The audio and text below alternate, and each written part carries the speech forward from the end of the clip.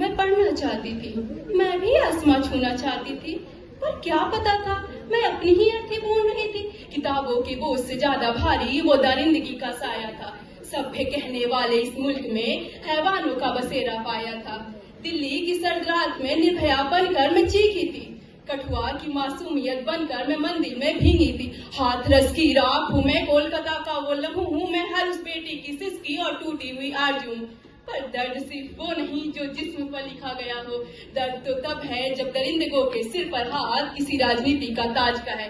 जब किसी पीड़िता से पूछा जाता है वो रात को बाहर क्यों थी, मानो गुनाह उसकी सासों की थी, मानो इजाजत किसी और का था।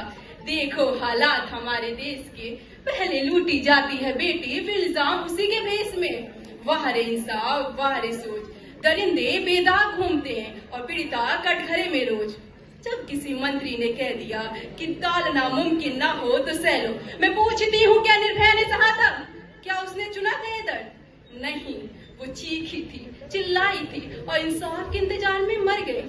कहते हो रात को बाहर ही क्यों निकले, चलो मान लिया, दिन रात मेहनत कर एक लड़की अपने सपनों को सींचती डॉक्टर बनी थी। तो अब तो अगस्त 2024 की रात क्या जवाब देगी?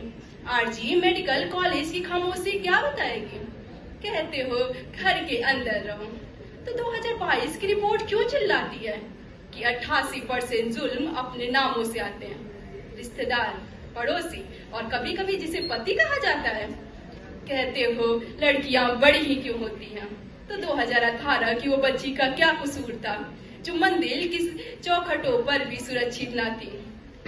कहते हो कपड़े ठीक नहीं थे, तो उस बूढ़ी औरत का क्या दोष था जिसकी झुर्रियों ने भी हैवानियत नहीं रोका। सच ये है कपड़े नहीं नीयत गंदी है और समाज की चुप्पी इससे भी भयानक है। फाइलें दब जाती हैं, गवाह बदल दिए जाते हैं, सत्ता की कुर्सी बचाने को मेरे घाव बेचे जाते हैं। क्यों सजाए मौत सिर्फ पन्नों पे ही लिखे जाते हैं?